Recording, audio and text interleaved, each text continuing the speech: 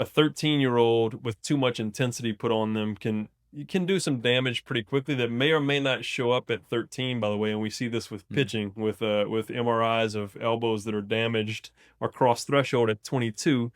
But there's a history of overthrowing that never caused symptom, but it was causing underlying pathology. Understanding kind of where the threshold for damage lies in each athlete, and it's much more about building habits movement wise as a young athlete, and then being able to incrementally challenge those things. Whereas for an aging athlete, we're probably trying to cut corners to make them more efficient as they start to lose output very late in their career. This is a 1% of 1% of the athletic training population. The Hmm. guy who's now so good at what he does, but so old that he's starting to lose power. A professional career, which by the way never happens. It's 0% out of all the athletes that ever start get paid for playing sports.